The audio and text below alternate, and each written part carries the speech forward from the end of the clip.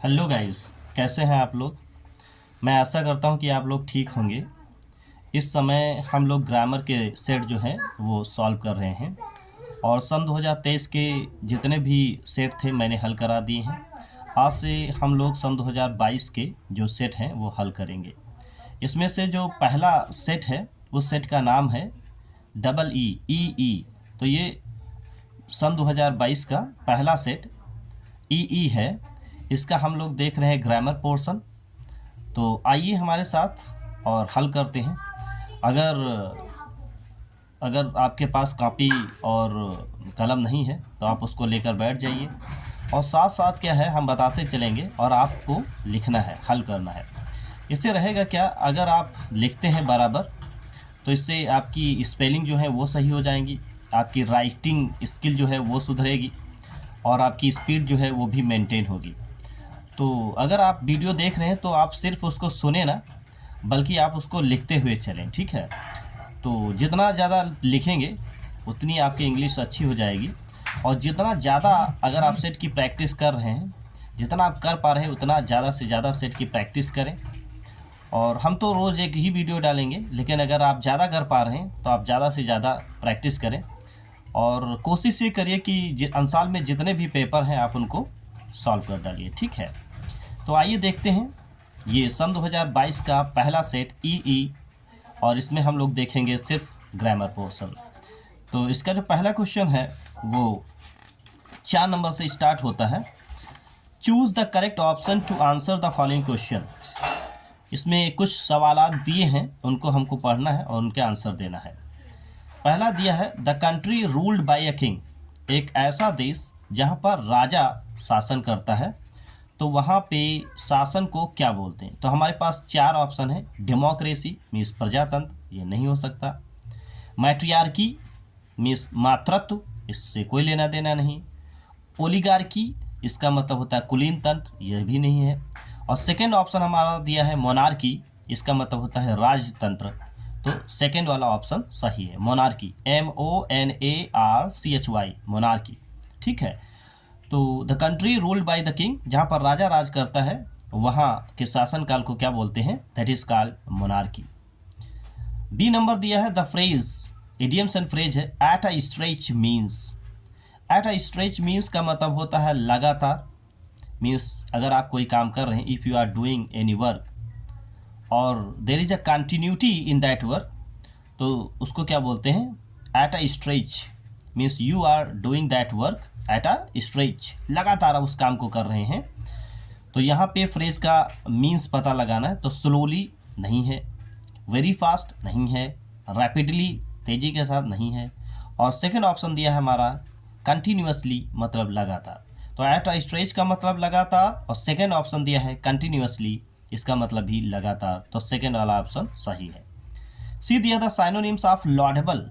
Lord का मतलब होता है, लॉडेबल का मतलब होता है, लॉर्ड का मतलब होता है तारीफ और ये वर्ब है, और लॉडेबल का मतलब तारीफ के लायक, तो ये हमारा एडजेक्टिव हो गया। तो इसका पर्यायवाची तलाश करना है। तो प्रेज वर्दी, एबल, डिसेबल, लाइबल, तो हमारे पास 4 ऑप्शन है। तो पहला ही ऑप्शन हमको मिल गया।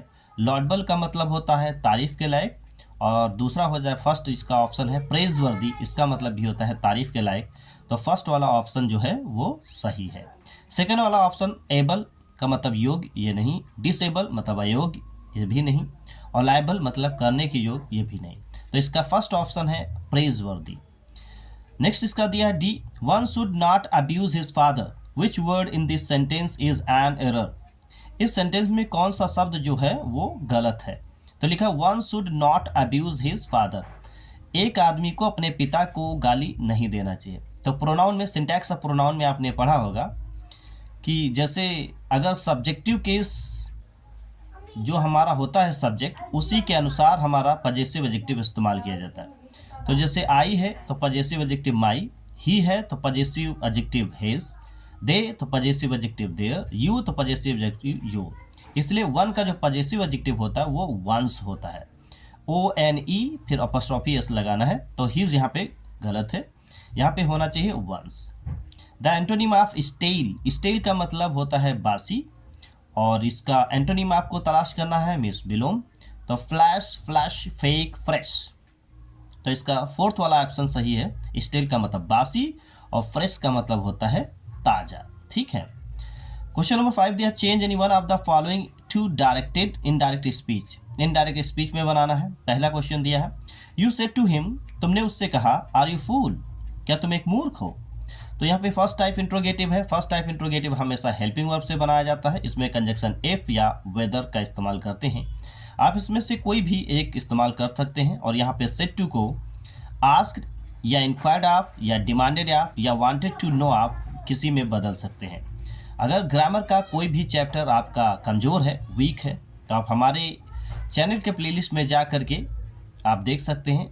हमने नरेशन से स्टार्ट किया है और सिंटैक्स तक सारे वीडियोस पड़े हुए हैं और हर एक लेक्चर अलग है और प्लेलिस्ट भी बनी हुई है। आपका जो भी पोर्शन कमज़ोर है आप उसको पहले देख लीजिए और फिर आप हल करें। ठीक है। और देखने के बाद आपको वीडियोस कैसे लगते हैं वो भी हमको कमेंट करके बताएं। तो पहला दिया है, you said to him are you fool. तो फर्स्ट टाइप इंट्रोगेटिव है। तो सेड टू को क्या बनाएंगे, asked. You asked him, conjunction if के बाद सेंटेंस नीचे इनडायरेक्ट में असर्टिव हो जाता है तो सब्जेक्ट आगे करिए। यू का संबंध हिम से है तो हो जाएगा ही। आर का हो जाएगा वाज आ फूल और फुल स्टॉप रखेंगे, क्वेश्चन मार्क हटा देंगे। फिर से, you asked him if he was a fool, full stop. The teacher said to him go away at once. अध्यापक ने मुझसे कहा तुरंत ही यहाँ से चले जाओ। तो तुरंत ही यहाँ से चले जाओ, तो दिस इज एन ऑर्डर। यहाँ पे ऑर्डर है तो सेड टू को क्या बनाएंगे, ऑर्डर्ड बनाएंगे। ठीक है। इंपरेटिव में क्या होता है, सेड टू का कोई फिक्स रूल नहीं है। अगर आप रिपोर्टेड पार्ट को जब आप पढ़ेंगे तब आप खुद ही जान पाएंगे कि हमको सेड टू को क्या बनाना है। अगर ऑर्डर है तो ऑर्डर्ड बनाइए, सलाह है तो एडवाइस बनाइए, रिक्वेस्ट है तो रिक्वेस्टेड बनाइए। इस तरीके से the teacher said to me go away at once. तो यहाँ पे अध्यापक ने मुझसे कहा यहाँ से तुरंत ही चले जाओ, मीन्स फुट लो। तो यहाँ पे सेड टू को क्या बनाएंगे, order. The teacher ordered me, conjunction to, go away at once. फिर से देखिए, the teacher ordered me, conjunction to, go away at once. इसका बी दिया है, change any one of the following as directed. जिस तरीके से ब्रैकेट में बताया गया है उसी तरीके से आपको बनाना है। तो पहला हमारा क्वेश्चन है, Sheela must work hard to succeed. Sheela को अवश्य ही सफल होने के लिए मेहनत करनी चाहिए। कंपाउंड सेंटेंस में बनाना है और कंपाउंड सेंटेंस 4 तरीके से बनाया जाता है। जोड़ने का जो तरीका है, कम्युलेटिव, एडवर्जेटिव, अल्टरनेटिव और इलेटिव। तो 4 तरीके से जोड़ते हैं। तो Sheela must work hard to succeed. और कंपाउंड बनाने के लिए हमारे पास सब्जेक्ट होने चाहिए 2 और मेन वर्ब होनी चाहिए 2। तो मेन वर्ब का होना 2 जरूरी है और सब्जेक्ट चाहे 2 ना हो तभी काम चलेगा।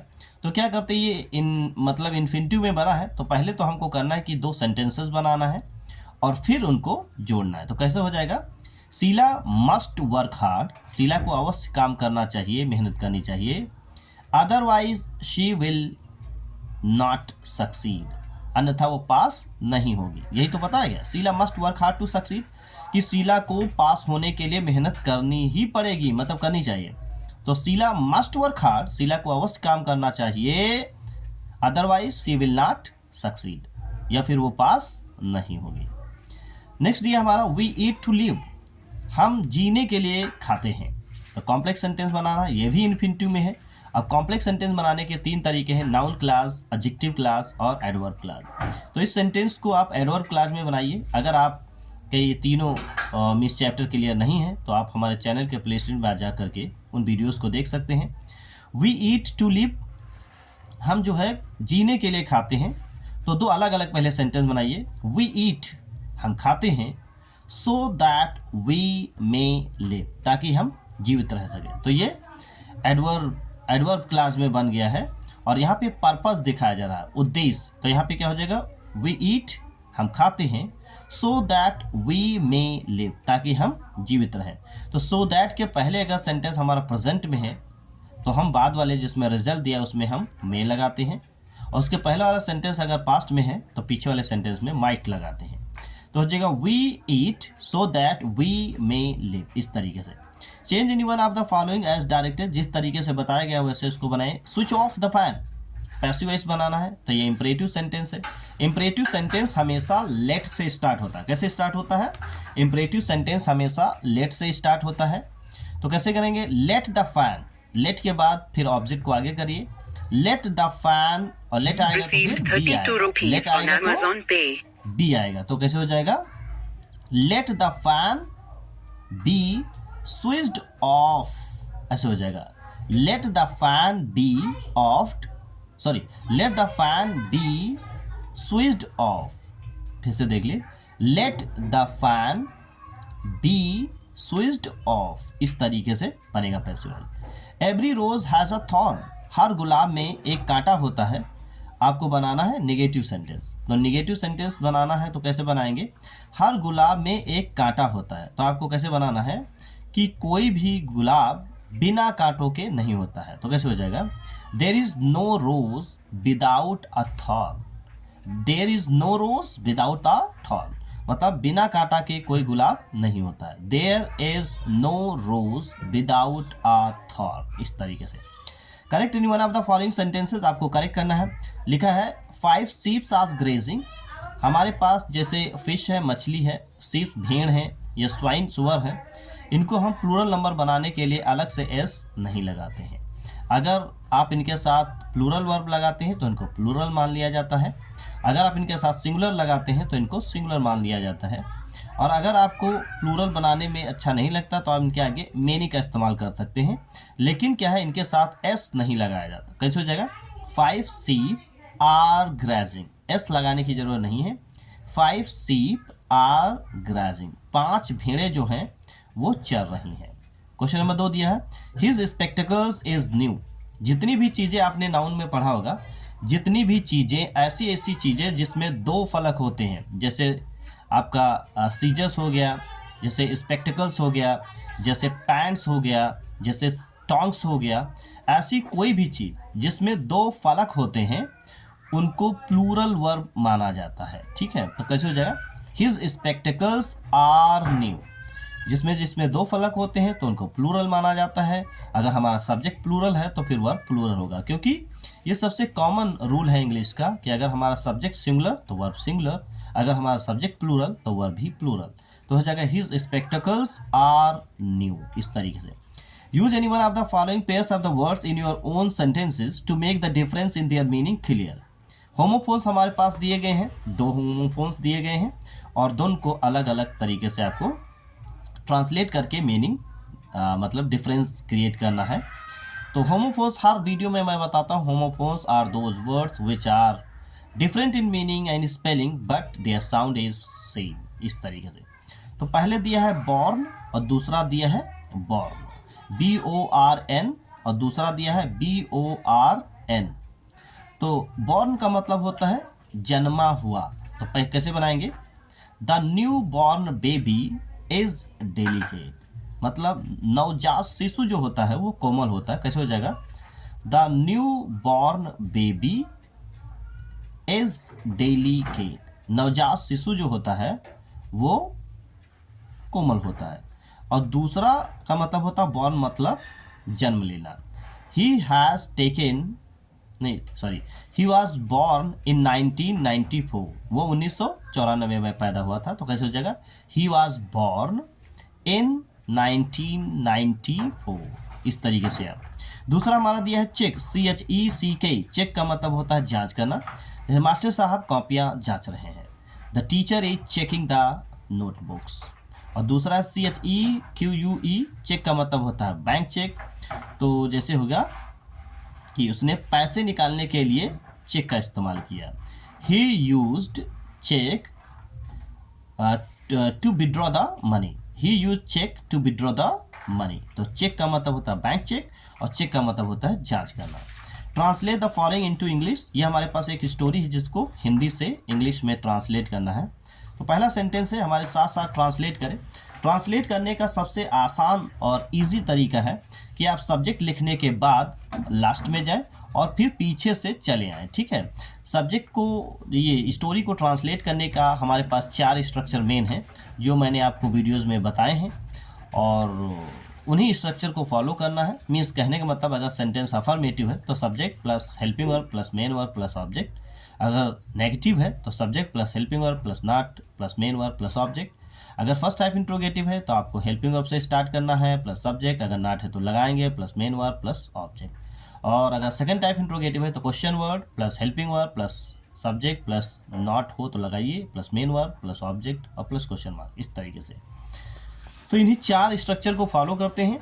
और इसके अलावा जैसे जैसे हमारे टेंसेज बदलते हैं तो सिर्फ हमारी हेल्पिंग वर्ब और मेन वर्ब बदलती है, बाकी बनाने का जो स्ट्रक्चर रहता है वो सेम ही रहता है। तो स्टोरी दी है, हमें पालतू और मूक पशुओं की तरह किसी के पीछे नहीं चलना चाहिए। तो क्या हो जाएगा, we should not follow anyone, we should not follow anyone, we should not follow anyone like tame and dumb animals, है ना। We should not follow anyone like tame and dumb animals. जीवन के संघर्षों एवं आने वाले खतरों का निर्भीकता एवं साहस के साथ सामना करना चाहिए। तो किसे करना चाहिए, हमें करना चाहिए। तो इसमें वी मतलब कैसे हो जाएगा, वी शुड फेस जीवन के संघर्ष, तो हो जाएगा we should face the struggles of life, we should face the struggles of life, और आने वाले खतरे एंड अपकमिंग डेंजर्स निर्भीकता के साथ, with bold and courage, with bold and courage, इस तरीके से। We should face the struggles of life and upcoming dangers with bold and courage. भविष्य चाहे कितना भी उज्जवल एवं लुभावना क्यों ना हो, हमें उस पर विश्वास नहीं करना चाहिए। No matter how bright and attractive the future may be, कैसे हो जाएगा, no matter how bright and attractive the future may be, हमें उस पर विश्वास नहीं करना चाहिए। We should not trust it, we should not trust it, हमें बीती हुई बातों को बार बार नहीं सोचना चाहिए। We should not think about the past again and again, we should not think about past, या we should not think about the past again and again. बस अपने कर्तव्यों के प्रति सचेत रहना चाहिए। Only we should be conscious, only we should be conscious of our duties, only we should be conscious of our duties. इस तरीके से देखते हैं कि ये पूरी तरीके से हमने सेक्शन सी जो है उसको सॉल्व करा दिया है। और इसको करना क्या है कि पहले आप अपने आप से हल करें और फिर आप हम जो हल कराते हैं तो उसको आप मिला लीजिए। पहले जब आप हल करेंगे और फिर उसके बाद में हमारे वीडियो से अगर आप मिलाएंगे तो आपको ये पता चल जाएगा कि कौन सा पोर्शन हमारा कमज़ोर है, कि वोकैब कमज़ोर है, कि ट्रांसलेशन कमज़ोर है, कि नरेशन कमज़ोर है। तो इस तरीके से आप अपनी कमियों को एक अच्छी तरीके से ढूंढ पाएंगे। ये वीडियो एक तरीके से आपका एक्सरे का काम करेगा। पहले आप सेट को हल करें और फिर बाद में वीडियो से मिलाएं, तो इससे आपको जो गलतियां आपने की होंगी वो फटाफट पता चल जाएंगे। ठीक है, तो आप खुद ही पता चल जाएगा आपको कि कितनी प्रैक्टिस की ज़रूरत है और कितनी जल्दी हम सेट को हल कर पा रहे हैं और कितना एग्ज़ाम में हमको टाइम लगेगा। ठीक है, तो अगर आपको वीडियो अच्छी लगती है, अच्छी लगे या अच्छी लगती है, तो आप अपने दोस्तों के बीच में शेयर करें और ज़्यादा से ज़्यादा स्टूडेंट्स को बताएं ताकि सारे बच्चों का फ़ायदा हो। और मिलते हैं किसी नेक्स्ट वीडियो में, और अगर आपको अच्छा लगता है तो कमेंट करके ज़रूर बताएं। तब तक मिलते हैं किसी नेक्स्ट वीडियो में, तब तक के लिए goodbye and thank you.